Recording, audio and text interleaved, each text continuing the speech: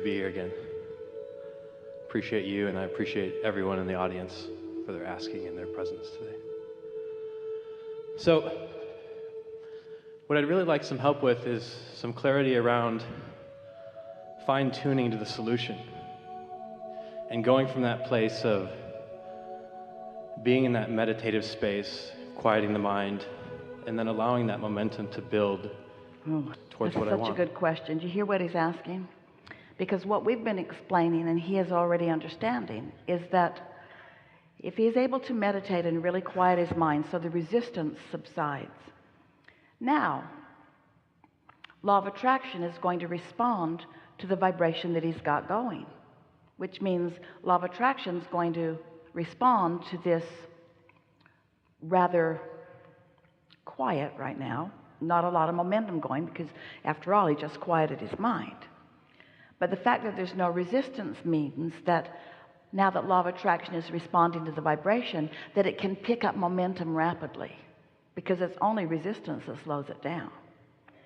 So are you asking how you can guide it more? Are you not willing to just let the pure vibration that understands everything that you are and everything that you want just lead you to the clarity? You feel like you need to goose it up. You only need to goose it up when you're working against it, and then it doesn't work that well, does it? So I hear what you're saying, and I've heard you talk about that before, how the momentum will naturally build. It will naturally build if you don't kill it with thoughts that contradict it. Well, I think I'm killing it.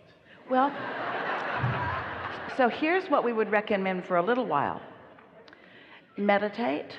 When thoughts start occurring, if they feel good, then let them flow and follow them. Like Esther, jumping right up and getting online and figuring out how she can move furniture. Because the thought felt good.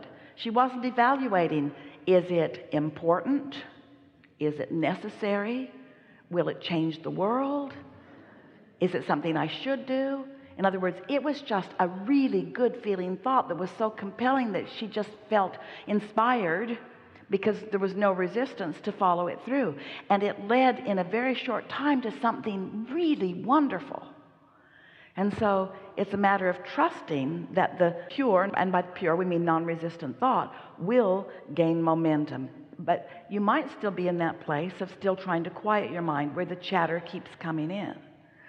So don't be too worried about whether thoughts are flowing, because it's logical. You see, this is the thing. I want to tell you this. When Esther and Jerry began meditating back in 1985, they had been guided to sit in a quiet room, wear comfortable clothing, focus upon their breathing, and when your mind wanders, and it will, just release the thought. So Esther did that and right away felt that detached state. So they meditated every day for 9 months. And when thoughts started flowing from us to Esther, she would breathe more and try to quiet her mind, because she didn't know that she was in the receiving mode, because it's difficult to know whether you're thinking the thought or whether you're receiving the thought.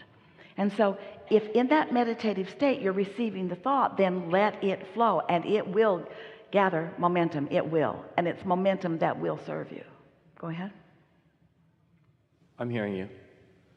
It's just a little trepidation. So meditate, come out in the world and see how it goes. Meditate, come out in the world and see how it goes. Meditate on Monday, come out in the world and see how Monday went. Meditate Tuesday, come out in the world and see how Tuesday went. Meditate Wednesday, come out in the world and see how Wednesday went. Meditate Thursday, come out in the world and see how Thursday went. And what you begin to notice is Thursday is way better than Monday, because the edge is gone. You're feeling better. You're more intuitive. You're more in tune. You have better timing. You just feel better. Your body feels better. You're in the right place at the right time more. And don't beat up on yourself if there are thoughts that you can't let go of. The next day, do it again, and the next day, do it again, and the next day, do it again, until before you know it, it will be very easy for you to just quiet your mind and receive the fullness of who you are. The thing is I've been meditating for quite a while now, and I really enjoy it, and I've noticed and I experience a lot of what you're sharing right here.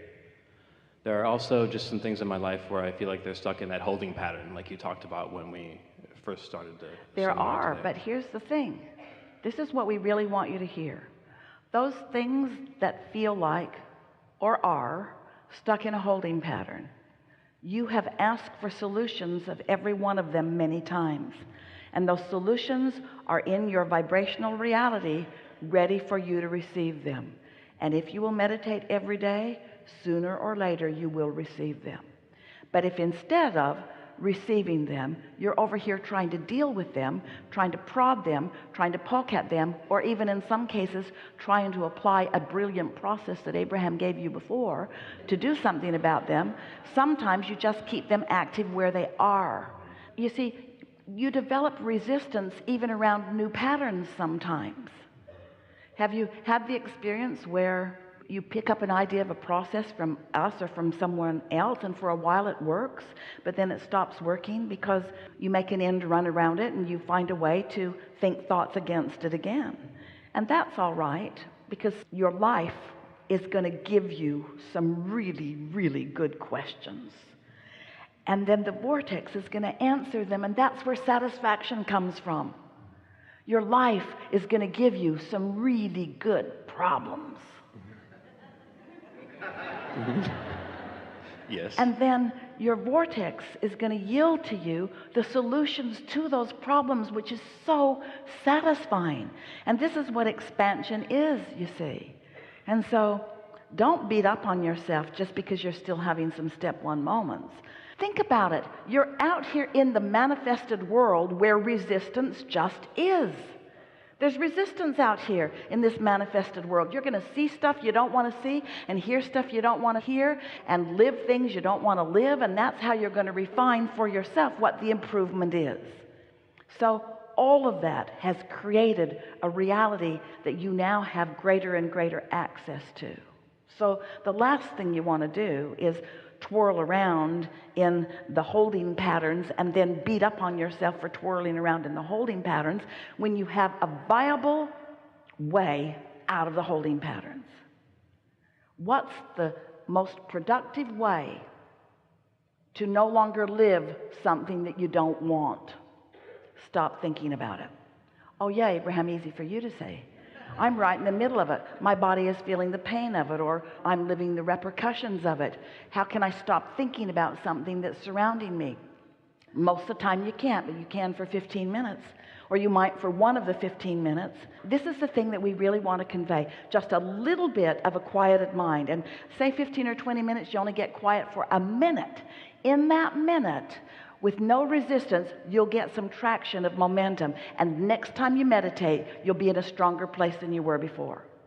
Stronger and stronger and stronger and stronger, until it won't be very long before you won't even be able to remember what the specifics of that problem was, because they'll be so far behind you in terms of showing themselves to you on a daily basis.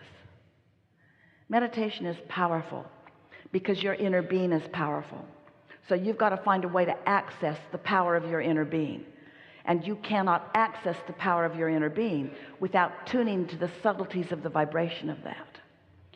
We want to explain to you, and then we'll take a segment of refreshment, that the reason that there is so much leverage in tuning to the vibrational frequency of your vortex is because this non-physical energy, which is what is wanted, has had law of attraction responding to it for such a long time that there really is not even any competition about well-being and absence of it.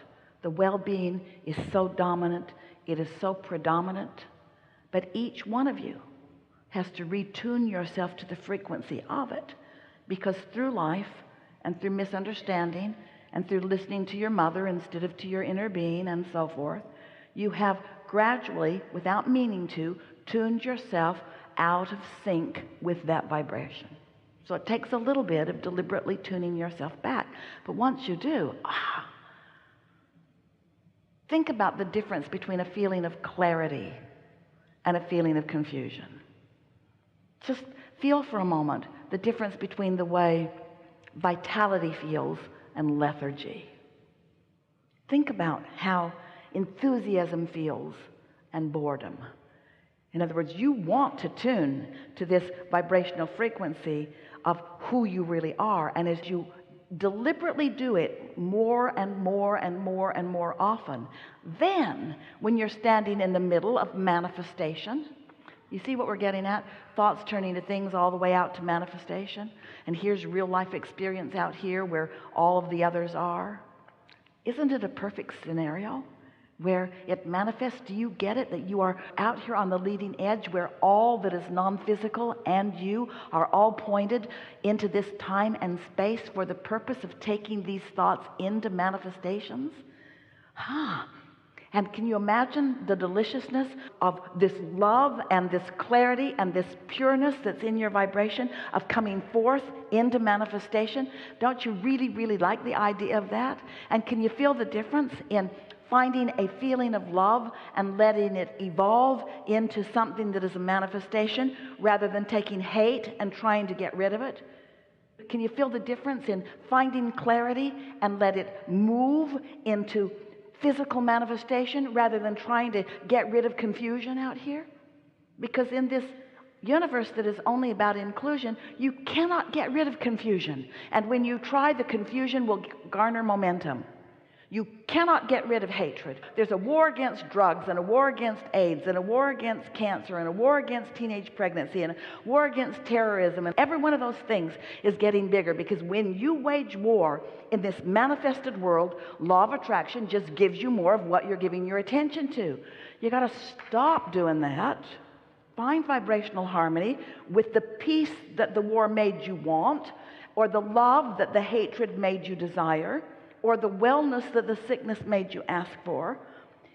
And when you quiet your mind, then you're right there in the beginning stages of the peace and the wellness and the love and so forth. You're in the very subtle beginning stages, and that will gather momentum, and it will gather momentum fast, and it's the only way you're going to get to where you want to be. You got that, didn't you?